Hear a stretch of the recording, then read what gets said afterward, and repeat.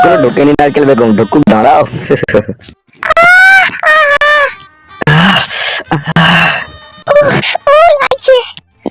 ঠিক করে ভরো।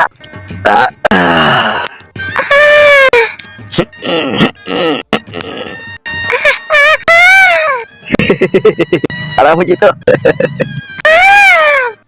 আস্তে আস্তে।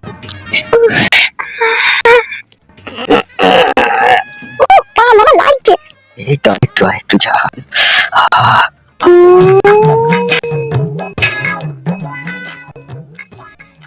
কিরে কালু?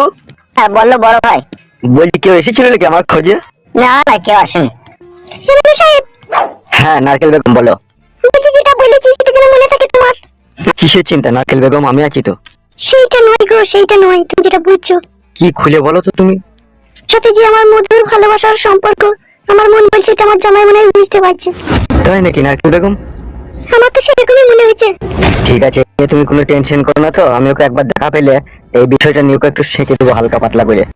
যা করবে খুব সাবধানে যেন হিতে বিপরীত না হয়। তুমি তো জানো তোমাকে আমি কত ভালোবাসি, তোমাকে ছাড়া আমার এক মুহূর্ত থাকা কঠিন ব্যাপার হয়ে পড়েছে। আমিও তোমাকে ভালোবাসি নারকেল বেগম। কি হয়েছে কি বলে দাও।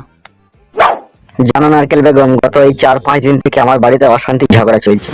ও মা, কেন গো? আসলে নারকেল বেগম, তোমার সাথে যে আমার ভালোবাসার মধুর সম্পর্ক, এটা আমার বউ ঢেমন বুঝতে পেরে গেছে। মা, কি করি গো?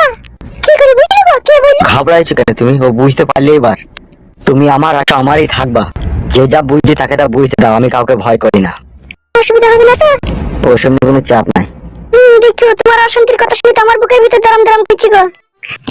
যত বুকের ভিতর দরম দরম করবে ততই আমাদের প্রেম স্ট্রং হবে নারকেল বেগম। নারকেল বেগম বলো। তুমি এখন যাও, কালকে আবার আসবে। বেশ ঠিক আছে, তুমি যেন শরীরের যত্ন নেবে ভালো করে।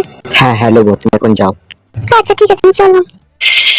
এমএলএ সাহেবের বউকে কি করে যে লাগাবার কথাটা বলি সেটাই মাথায় ঢুকছে না আমার।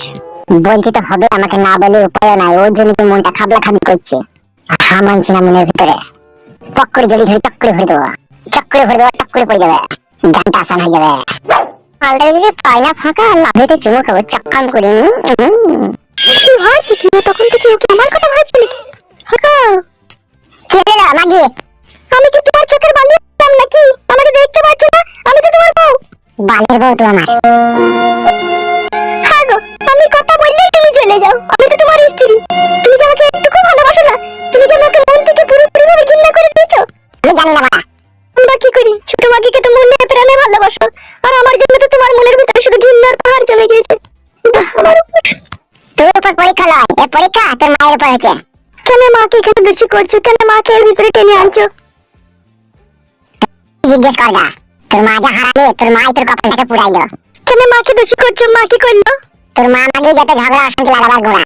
তোর মায়ের জন্য আমি আবার নতুন বিয়ে করেছি, তোকে ভালোবাসি না। কি বলছো তুমি এসব? ওই দেখ চলে এসে কথা শুনতে।